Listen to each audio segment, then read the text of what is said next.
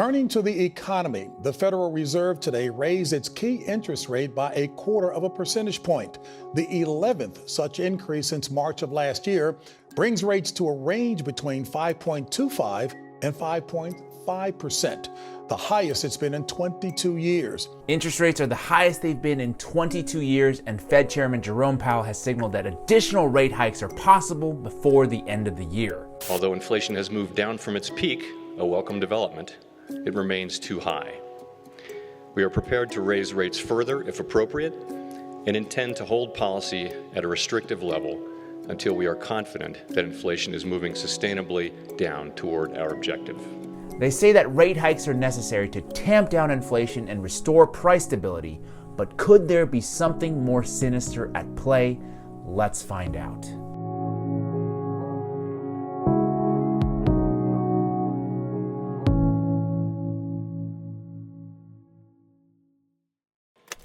The Federal Reserve, established in 1913, stands as one of the most influential financial institutions in the United States, if not the entire world. The Fed's primary mission is twofold. First, to maximize employment, meaning to ensure as many Americans as possible have jobs. And second, to maintain price stability, meaning ensuring the money you have today holds its value tomorrow. To achieve these goals, the Fed can wield several tools, but perhaps none is as powerful or as often discussed as the interest rate, which we can simply define as the cost of borrowing money or the return earned from lending it. By adjusting these rates, the Federal Reserve can influence the pace of the nation's economic activity. Lower interest rates encourage more borrowing and spending, which stimulates economic activity, and higher interest rates disincentivize spending by making borrowing more expensive, which in turn slows down economic activity. At a recent Fed retreat in Jackson Hole, Wyoming, Fed Chair Jerome Powell called inflation still too high and warned of further rate increases in the coming months. A byproduct of sustained interest rate hikes is, of course, a recession, which would put millions of Americans out of work and cause serious financial distress for many working class Americans. So it's natural that the Fed's decision to hike interest rates has ignited a firestorm of online conspiracies, with theories ranging from the Fed intentionally inducing a recession to favor the wealthy, to the government altering the very definition of a recession, or even the Bureau of Labor Statistics manipulating metrics like the Consumer Price Index and unemployment figures, all seemingly pointing to the end goal of bolstering monetary policies that might predominantly serve Wall Street's interests. I have to say, is it possible for our government to lie to us? 1,000%. Of course it's possible. This is Christopher Clark, an economics professor at Washington State University. Recently, I spoke with him to explore whether or not there is any credence to the idea that the Fed could be acting in nefarious ways. Meaning that instead of setting monetary policy aimed at achieving their dual mandate, the raising or sometimes lowering of interest rates could actually be serving an entirely different purpose. Workers saying, I don't want to drive into the city an hour and a half and drive home an hour and a half every day. But I also think a nice little recession will clear this. A nice little recession to get the workers back into line, and he's not the only billionaire CEO saying something to that effect. Well, it's clear that we have an inability to get the unemployment rate as high as the Fed would like. The unemployment rate is 3.5%. I think the Fed would like it to be higher. They won't publicly say they want it to be 5 or 6%. But there's a tight labor market. And because the market is so tight, they can't get the unemployment rate as high as they would like. And that's a big problem for them. They can't get the unemployment rate as high as they'd like, and it's a big problem for them. Says the billionaire CEO who would be happy if he lost her job, and who also just happens to be Jerome Powell's old boss at the Carlyle Group, one of Wall Street's largest and most influential private equity firms. Oh, and guess who's sitting across from the "a nice little recession to get the workers back into line" billionaire CEO? Yes, the same guy, CEO and co-founder of the Carlyle Group, David Rubenstein.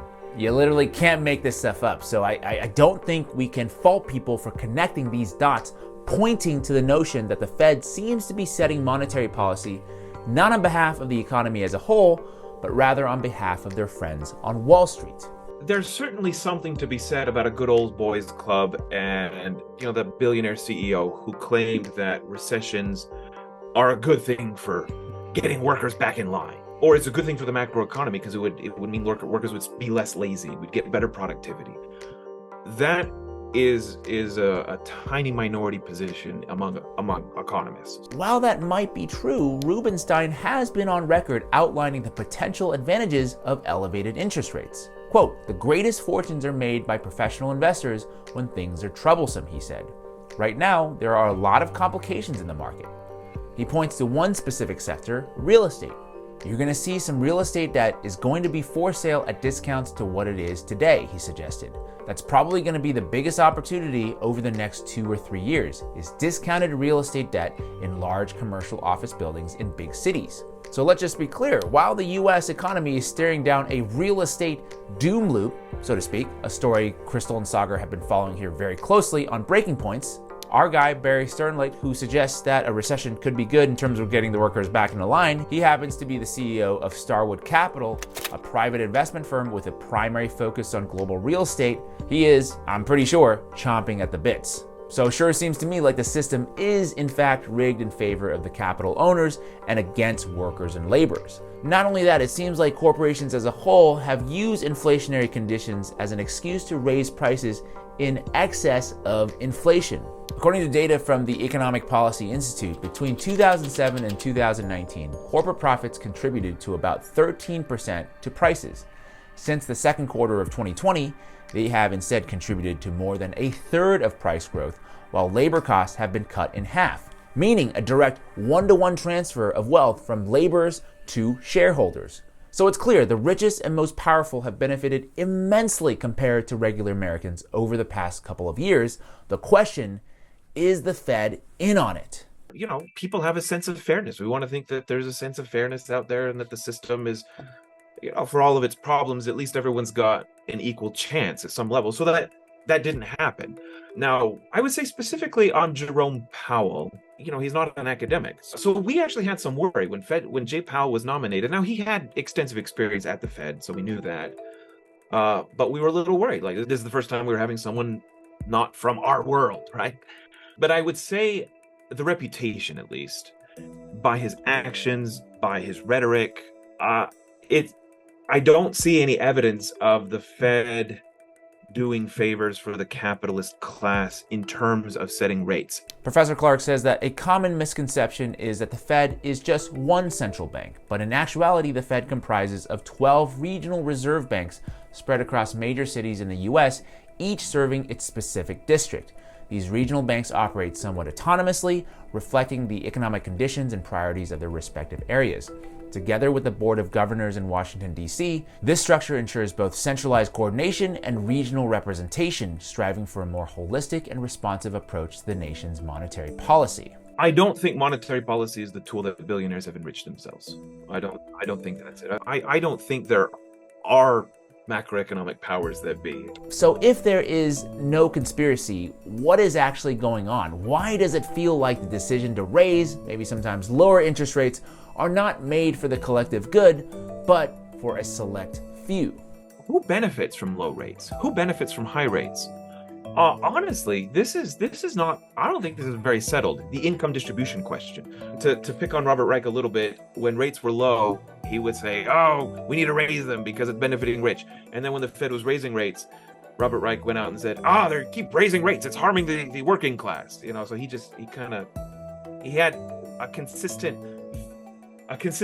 person he was caring about, but he kept telling the Fed to do the opposite depending on the current situation. Wow, and this is the revealing point in that the underlying motivations of institutions like the Fed almost doesn't even matter. The truth or falsity of a conspiracy becomes somewhat irrelevant when the reality is that the outcomes are always bifurcated.